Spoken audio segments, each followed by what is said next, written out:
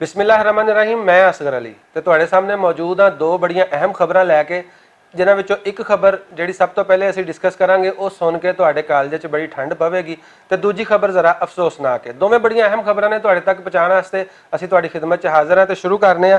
सब तो पहले इमैनुअल मैक्रोन जी, फ्रांसीसी सदर, इन्हों तुसीं जानते ही होवोगे क्योंकि ये बड़ी एक कॉन्ट्रोवर्शियल किस्म की शख्सियत है। ये वो बंदा है जिन्हें तौहीन अमेज़ खाके जिहड़े नबी अकरम सल्लल्लाहु अलैहि वसल्लम की ज़ात नाल मनसूब किए गए सन, उन्होंने सरकारी सरप्रस्ती दे विच छापन की ते उन्होंने अवेज़ा करन दी पब्लिक मकामात दे उत्ते इन्होंने इजाज़त दी सी। ते इन्होंने ये सारा कुछ आज़ादी इजहार के नाम पर किया सी। ते इस बंदे नूं अज एक बड़ा करारा थप्पड़ पिया। ये अपने फ्रांस के किसी इलाके दे विच गया सी। उस इलाके का नाम है जनाब ड्रोम। ड्रोम के इलाके दे विच विजिट करने वास्ते गया तो उत्थे किसी बंदे ने इनू फड़ के ये मूँह ते बड़ा सन्नाटेदार थप्पड़ मारिया। साडे कोल उस थप्पड़ की वीडियो भी मौजूद है, असीं वो भी तुहाडे नाल शेयर करांगे। तो ये सारी उस तो पहले इस बंदे का असीं बैकग्राउंड जरा समझ लीए। इस बंदे ने हुकूमती सरप्रस्ती दे विच तौहीन अमेज़ खाके जिन्हां दे खिलाफ पूरी दुनिया के मुसलमानों ने एहतजाज किया कि ये खाके छाप के या ये खाके बना के मुसलमानों के मजहबी जज्बात की तौहीन की गई है।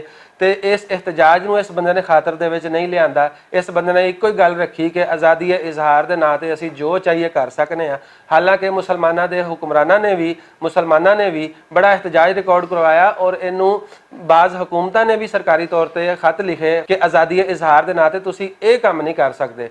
तो इस बंदे नूं थप्पड़ पिया जी। पहले तुसीं उस थप्पड़ की वीडियो देख लवो, फिर उस तो बाद दूसरी गल करने।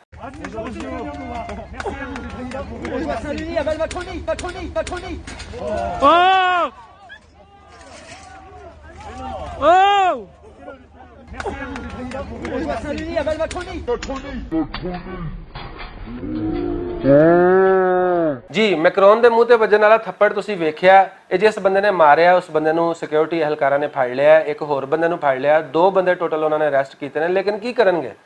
थप्पड़ मारन के जुर्म दे विच किहड़ी सज़ा देणगे? जानो तो नहीं मार सकते। लेकिन जिहड़ा थप्पड़ वजिया ये नसीहत है कई ऐसे बंदियां वास्ते, कई ऐसे लोगों वास्ते, खास तौर पर हुक्मरानां वास्ते कि तुसीं जदों अवामी सतह के उत्ते मुसलमानों के जज्बात की तौहीन करोगे तो फिर तुहानूं थप्पड़ भी पै सकता है। दूसरी स्टोरी वाल वधने आ जनाब। वो जरा अफसोसनाक खबर है। ओंटारियो लंडन यानी जिहड़ा कैनेडा का एक इलाका है, लंडन सिर्फ यूके वाला लंडन नहीं है, कैनेडा दे विच भी एक लंडन नाम का इलाका है, उन्होंने ओंटारियो लंडन कहते हैं। उत्थे एक अफसोसनाक वाकया पेश आया कि पाकिस्तानी कैनेडियन एक फैमिली सी, उन्होंने जनाब अली मर्डर किया गया और ट्रक की टक्कर मार के उन्होंने उस वाक़े नूं एक एक्सीडेंट बनाने की भी कोशिश की गई। लेकिन पुलिस ने जी स्टेटमेंट दी है, उस स्टेटमेंट तो बाद जी सूरत हाल बनी है उन्होंने बड़ी जड़ा ना जबरदस्त तरीके नाल समझण की जरूरत है। लेकिन पुलिस ने जी स्टेटमेंट दी है, उस स्टेटमेंट तो बाद जी सूरत हाल सामने आई है, पूरी दुनिया के जोड़े बलागी इदारे ने, बड़े बड़े अखबार ने, उन्होंने इस वाक़े नूं किस तरह रिपोर्ट किया वो तुहाडे सामने रखने आ। सब तो पहले वाशिंगटन पोस्ट की जी हैडलाइन है वो तुसीं सुनो। वो की है कि 4 Muslim family members in Canada killed in targeted attack police से।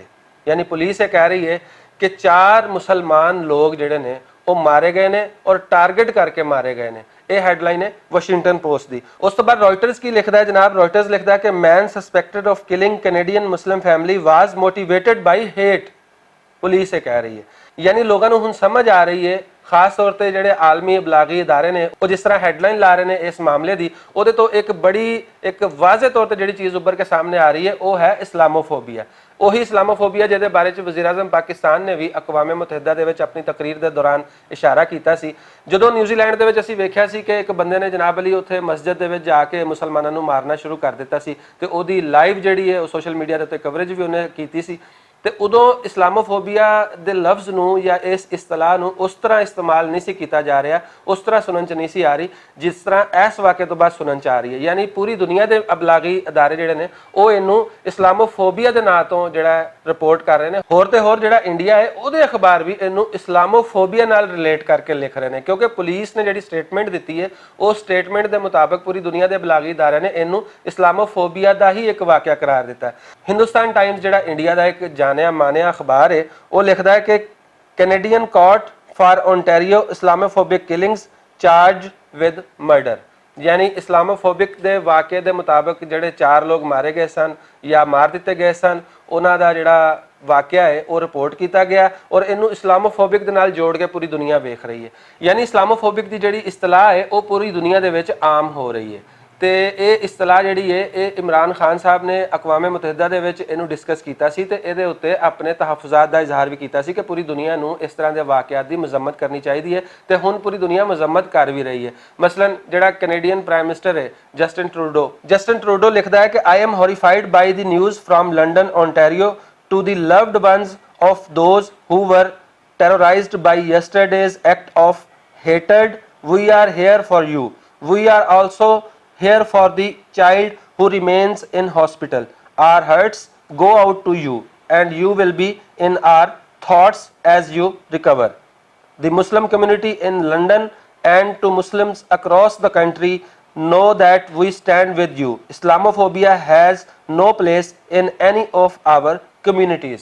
ਯਾਨੀ ਜਸਟਿਨ ਟਰੂਡੋ ਵੀ ਇਹ ਕਹਿ ਰਿਹਾ ਕਿ ਇਸਲਾਮੋਫੋਬੀਆ ਸਾਡੀਆਂ ਕਮਿਊਨਿਟੀਆਂ ਦੇ ਵਿੱਚ ਉਹਦੇ ਵਾਸਤੇ ਕੋਈ ਜਗ੍ਹਾ ਨਹੀਂ ਹੈਗੀ ਔਰ ਇਸੇ ਤਰ੍ਹਾਂ ਸਾਰੀ ਦੁਨੀਆ ਦੇ ਜਿਹੜੇ ਅਬਲਾਗੀ ਦਾਇਰੇ ਨੇ ਇਹਨੂੰ ਇਸਲਾਮੋਫੋਬੀਆ ਦੇ ਨਾਲ ਰਿਲੇਟ ਕਰਕੇ ਰਿਪੋਰਟ ਕਰ ਰਹੇ ਨੇ, ਜਿਹੜੀ ਕਿ ਇੱਕ ਖੁਸ਼ਾਇੰਦ ਗੱਲ ਹੈ ਕਿਉਂਕਿ ਦੁਨੀਆ ਨੇ ਰੈਕਗਨਾਈਜ਼ ਕਰਨਾ ਸ਼ੁਰੂ ਕਰ ਦਿੱਤਾ ਹੈ ਕਿ ਵਾਕਈ ਇਸਲਾਮੋਫੋਬੀਆ ਮੌਜੂਦ ਹੈ, ਐਗਜ਼ਿਸਟ ਕਰਦਾ ਹੈ ਔਰ ਇਹਦੇ ਤਦਾਰਕ ਵਾਸਤੇ ਸਾਨੂੰ ਕੋਸ਼ਿਸ਼ ਕਰਨੀ ਚਾਹੀਦੀ ਹੈ ਔਰ ਇਸਲਾਮੋਫੋਬੀਆ ਦੇ ਤਹਿਤ ਹੋਣ ਵਾਲੇ ਵਾਕਿਆਤ ਦੀ ਜਿੰਨੀ ਵੀ ਮੁਜ਼ੰਮਤ ਕੀਤੀ ਜਾਵੇ ਉਹ ਘੱਟ ਹੈ। ਇਸ ਵਾਕਿਆ ਦੇ ਮੁਤਲਕ ਜਿਹੜੀ ਪੁਲਿਸ ਦੀ ਸਟੇਟਮੈਂਟ ਹੈ ਉਹ ਵਜ੍ਹਾ ਬਣੀ ਹੈ ਕਿ ਹਰ ਬੰਦਾ ਇਹਨੂੰ ਇਸਲਾਮੋਫੋਬੀਆ ਦੇ ਨਾਲ ਜੋੜ ਕੇ ਵੇਖ ਰਿਹਾ। ਪੁਲਿਸ ਦੀ ਸਟੇਟਮੈਂਟ ਕੀ ਹੈ?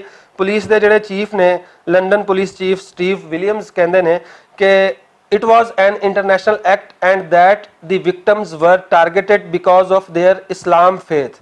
There is evidence that this was a planned, premeditated act motivated by hate.